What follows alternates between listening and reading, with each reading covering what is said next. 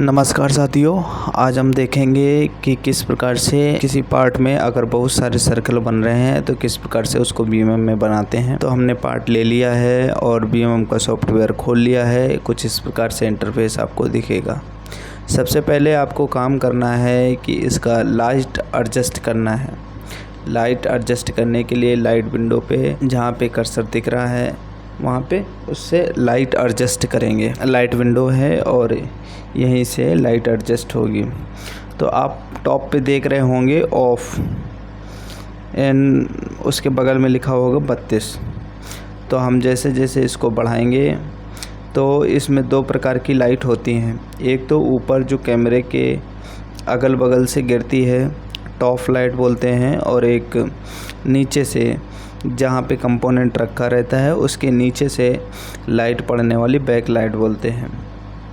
दोनों के सर्किल बने हुए हैं। एक छोटा सर्किल है, एक बड़ा सर्किल है। जो बड़ा सर्किल है वो टॉप वाली लाइट को दिखाता है और जो छोटा सर्किल है वो बैक लाइट को दिखाता है। तो हम अपनी ज़रूरत के अनुसार बैक लाइट को बढ़ा लेंगे।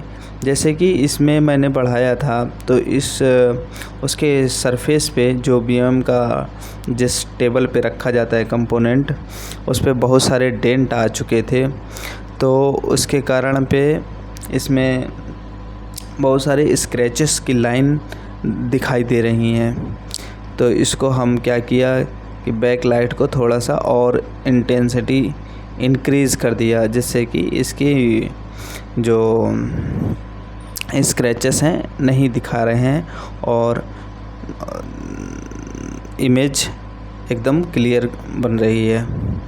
अब इसके बाद में हम चेक करना स्टार्ट करेंगे। चेक करने के लिए हम टूल सेलेक्ट करेंगे, फ्रेम मेज़रमेंट सर्कल।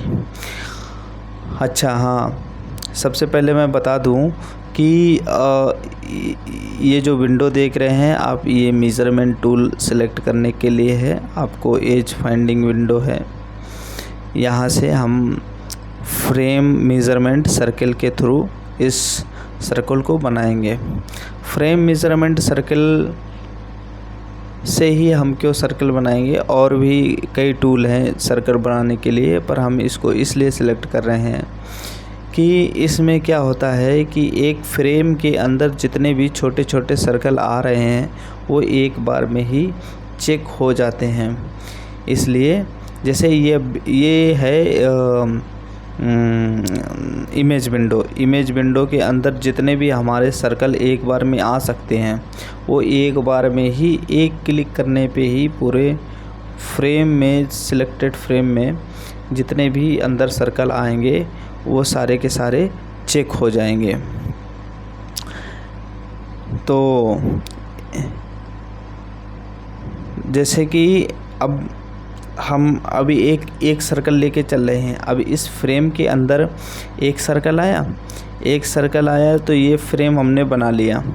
जो आपको स्क्वायर टाइप में दिख रहा है एक, उसके अंदर एक सर्कल है। तो ये जो स्क्वायर टाइप में दिख रहा है ये frame measurement edge finding tool है, ठीक है। तो अब इसमें एक क्लिक करेंगे आपको तो वो सर्कल आपके डिस्प्ले विंडो में बन जाएगा। अच्छा, अगर इसी फ्रेम के अंदर दो सर्कल आ गए होते तो क्या बन जाता, आप पूछोगे।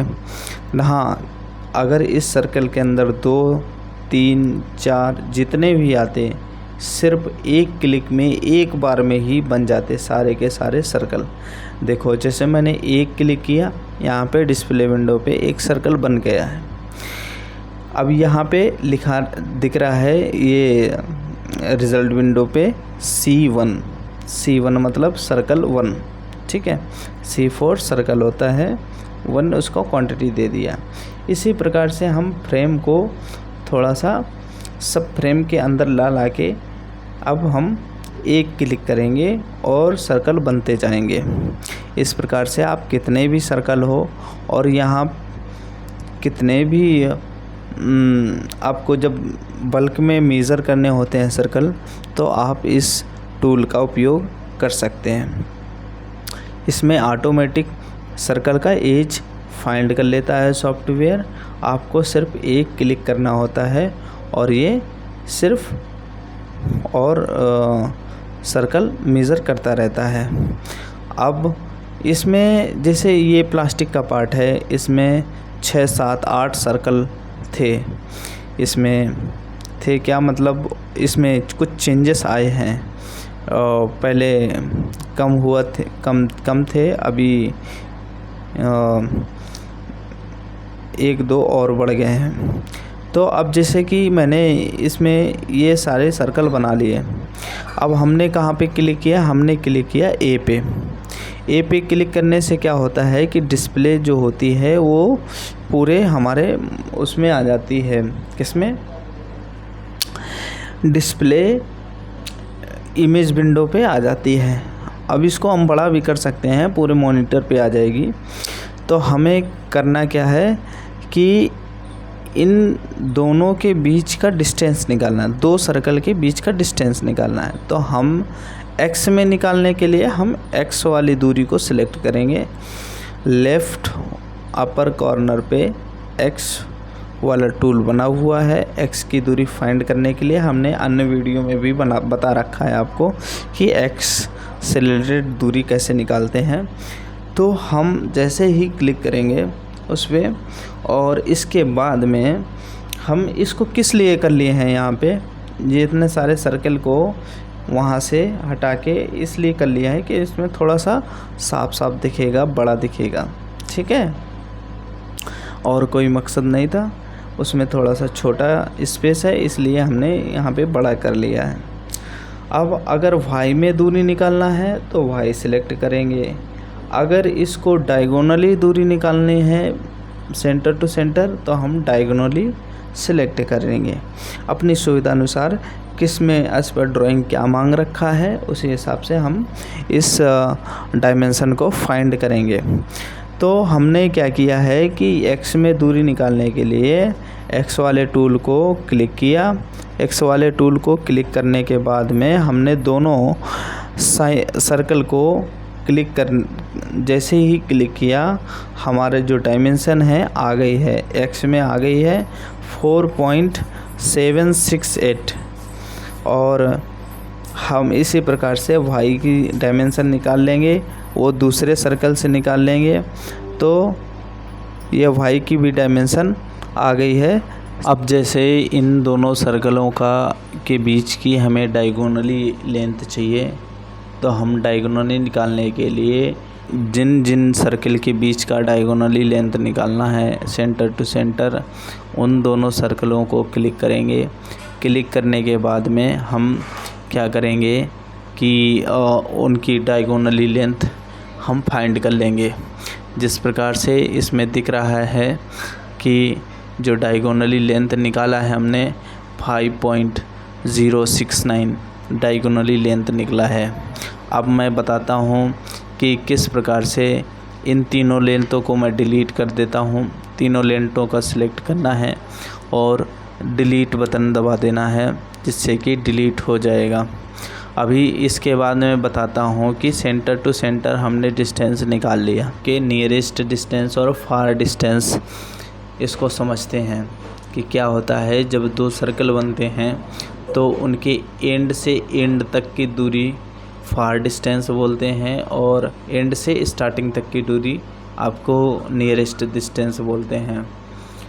तो हम अब फार डिस्टेंस निकालेंगे दोनों का।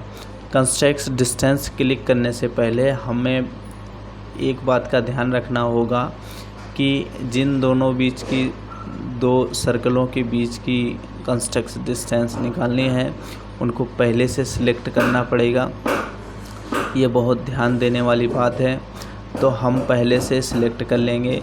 इसके बाद में कंस्ट्रक्ट डिस्टेंस का टूल का क्लिक करेंगे। इसके बाद में हम सिलेक्ट करेंगे फार डिस्टेंस। फार डिस्टेंस सिलेक्ट करते ही हमें एक लाइन बन के आ जाएगी, दोनों सर्कलों के एंड से एंड तक की दूरी तक लाइन बन के आ जाएगी। फिर इसके बाद में इस लाइन का हमें क्या करना है, अगर डायगोनली डिस्टेंस निकालना है तो डायगोनली डिस्टेंस निकल जाएगा।